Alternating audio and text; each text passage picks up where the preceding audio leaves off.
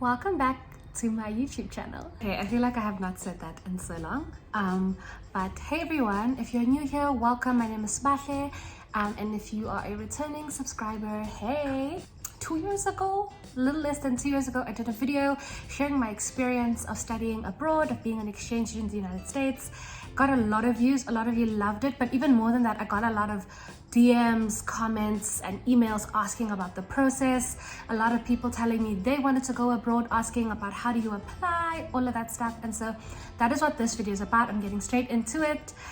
So this video is going to be about how to apply, what company I went through, how much I paid, all that type of stuff. So if you want to listen to that, then definitely watch. A little bit of context, I am South African, so a South African student going to study abroad, specifically to the United States because that's where I studied. But I do know that the organization I went with has multiple other countries that you can go to, so those options are going to be there too. So yeah, if you want to watch that, click the like button, subscribe if you want, and let's get into it. So I studied abroad from 2014 till 2015, and I was in the United States of America. I left at the tender age of 16 years old, and I stayed for about 10, it was more-ish, like 11 months, but officially it's 10 months. And that was on a study abroad scholarship with a company called the American Field Service, but for short we call it AFS. It is an international organization. There are branches all around the world, and so in each country obviously they'll have like their country name next to it. So ours is called AFS South Africa, AFS Intercultural South Africa. So that's the company that I studied with. And the reason I'm doing this video specifically is because applications are now open. So if you fit the criteria that I'm going to discuss, then you have until August 31st to submit your application, and hopefully you get selected. So yeah, this is for everyone who has been in my DMs, been asking, been intrigued. Definitely stay tuned. I also will be sharing later on my channel about opportunities for people who are older. So for university students or just people outside of the high school tax bracket. But you know what I mean, outside of high school. Basically, I was in high school and we got an exchange student one day, and we were all like, who is this fun brother in our classroom? And then the same company that had brought him to South Africa, they approached our high school and asked, they were like, hey, can you please approach the top 30 in the grade and give them this opportunity. Here are the application forms, here's the pamphlet, here's the criteria. If they're interested, they can apply. And so obviously at that time, I'm not saying I was top 30. I'm just saying I was top 1, if you know what I'm saying. You know what I'm saying? Okay. But that was high school, guys. We move on.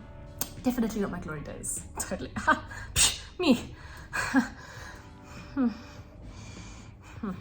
Anyway, so the company is called AFS, American Field Service, South Africa, and they partner with the Kennedy Luger Youth Exchange and Study Program. So breaking it down, AFS is the company. They have multiple programs, some for students who are over 18, some for high school students, some that are fully paid, some that, so they're just like the company that processes exchanges, and they get multiple scholarships and multiple programs that they can facilitate.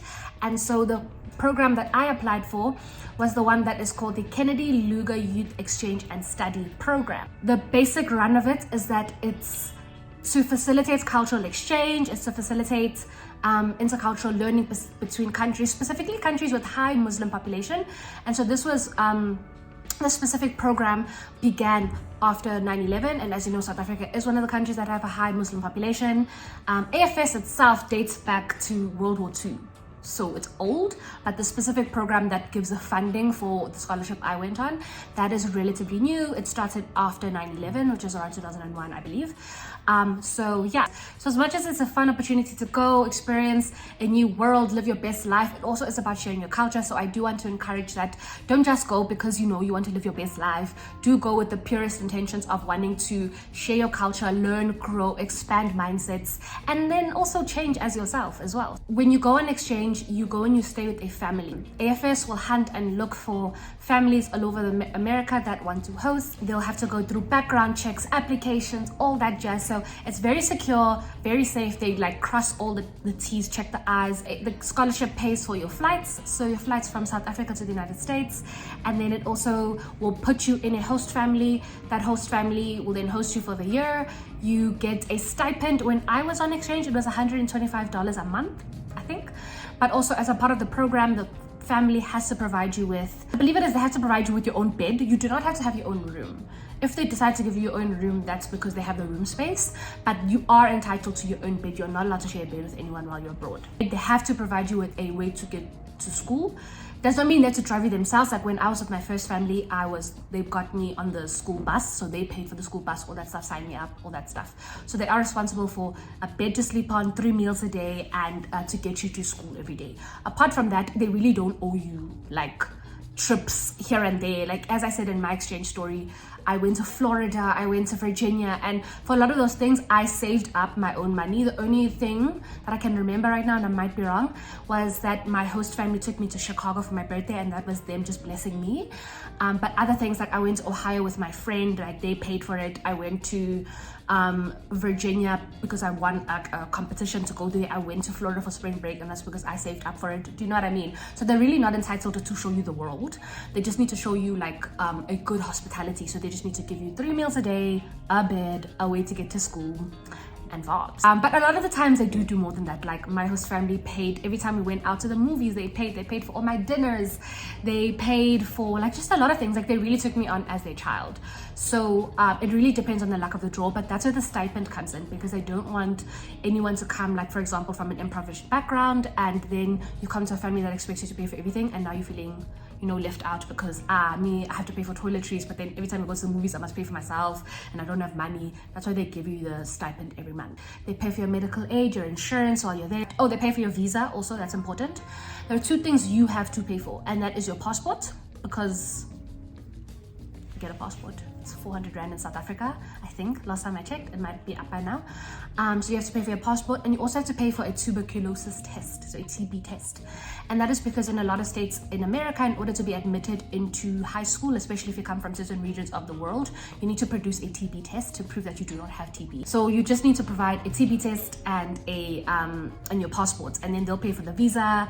They pay for flights, accommodation when you're staying because when you arrive in America, you go to orientation, so they'll pay for that. You stay in a hotel, it's very nice. In a sense, it really is an all expenses paid free trip to America, you know, like it really is. It sounds too good to be true. And that's why I'm going to go through the criteria, because it is not just open for everyone. You do have to fit the criteria. So here's the criteria. So it says Kennedy Lugar Youth Exchange and Study Program, shortened version KLES 2023-2024. So as I explained in my other video, the American school year starts in September till June of the next year. So obviously you leave mid-year for you. You'll leave like end of August and you'll return June, July. That's why it's 2 different years. So you'll leave 2023, you'll return 2024. AFS Interculture South Africa, in conjunction with the US Department of State, is offering a 10-month full scholarship to 15 South African high school students to study in the United States of America from August 2023 till June 2024. Share your culture and become a global citizen. I could be a radio host on another tangent. Hire me if you want. Or like a TV presenter. Anyway. So applications now open. Closing date 31 August 2022. Criteria. You need to be born between 15 January 2020. 2020. You need to be born between 15 January 2006 and 15 August 2008. You need to be in grade 9, 10, or 11. So those are the 3 grades you must be in. I had a lot of the people that I went with were in grade 11. They came back, they left in the middle of the grade 11 year. They came back mid of grade 12. Someone I know specifically, Yokalisa, if you're watching this, he left here in grade 11, came back in grade 12, straight to write his matric exams. Boy still did straight A's, ducks of his school, now studying in an Ivy League college in America. He's currently doing his final year in like from a whole year gap, basically, and you come back and you still slay. What is that? What is that? My school personally, they were like, I left in grade 11 and they were like, ma'am, when you return, we're gonna need you to return back to grade 11 and like finish what you started. So some schools do let your credits roll over, some don't. So you do go to school, you do study, and if your school says we'll let your credits count, because a lot of people who left in grade 10, the school was like, fine, when you come back to grade 11, when you come back to grade 11, you don't have to be left behind. But that means that whatever subjects you did here, you must do there. So if in South Africa you do maths, physics, bio, English, whatever, you must do those subjects abroad because they need to transfer the credits.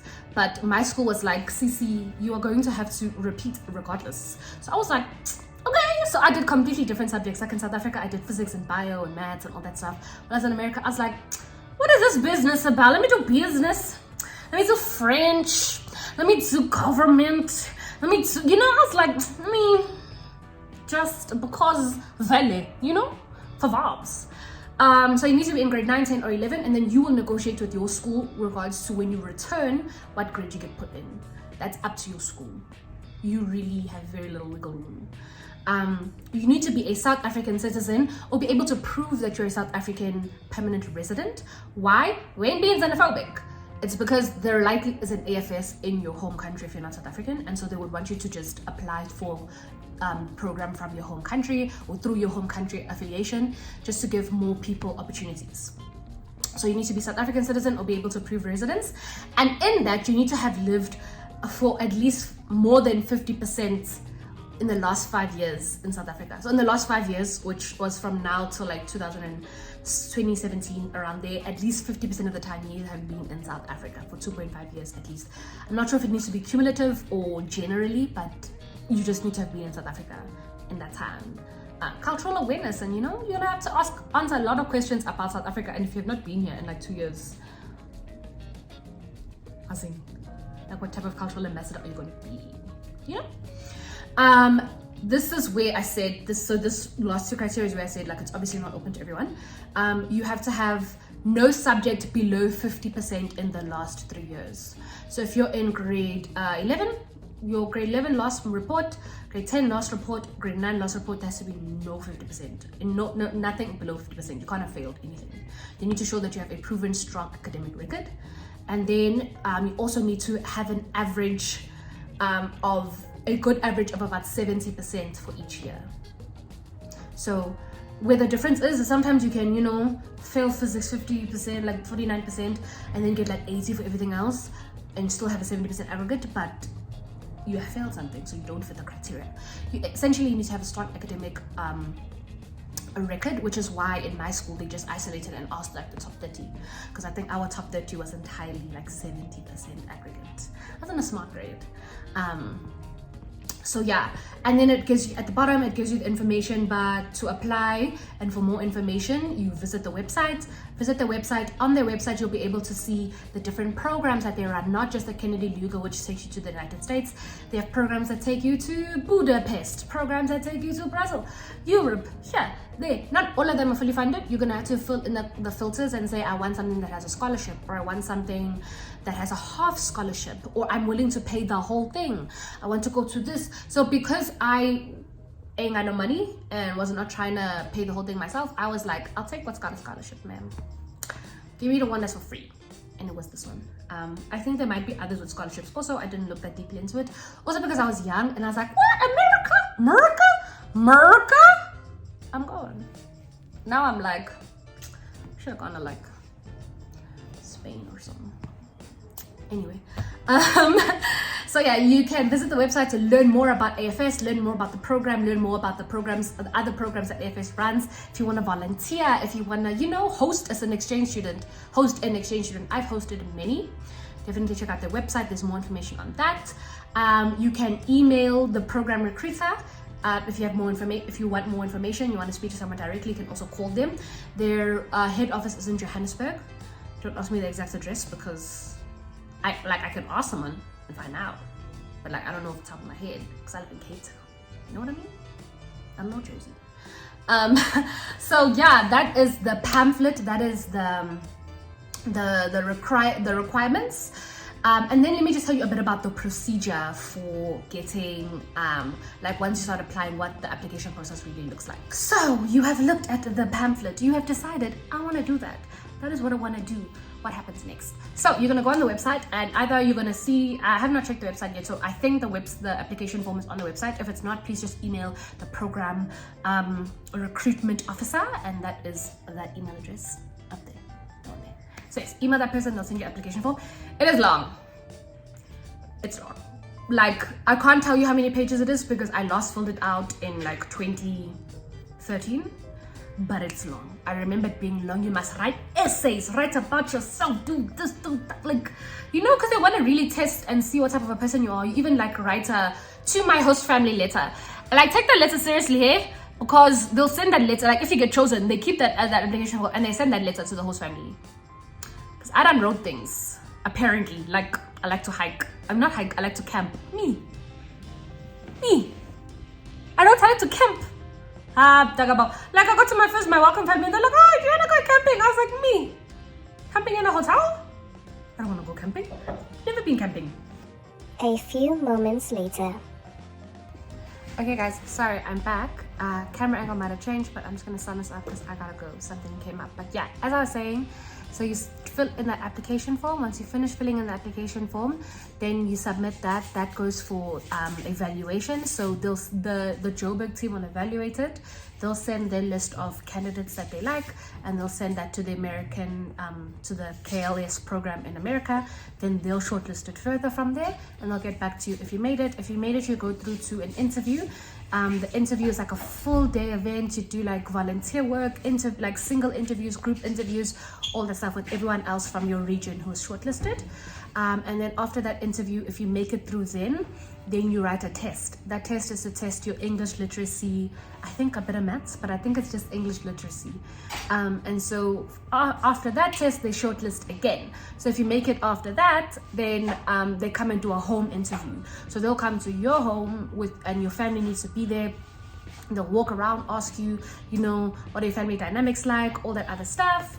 And then once you make it through that interview, the home interview, I think that's the last step. Unless they've changed it, that was how I went through it. So it's first the application form, and then the interview. After the interview, it's the test. After the test, it's the home interview, and then your home run. And then yeah, then you make it. And then once you're shortlisted, you go through training. So there's not training but orientation. There's an orientation that happens like in the beginning of the year before you leave, like in March, and a final orientation that happens in Joburg before you leave in August. And then once you arrive in America, there's another orientation you go through in America, and you meet like 490 other students from around the world. There's 2 orientations because I think it's 1,000 students in total, so they'll do 500 and 500.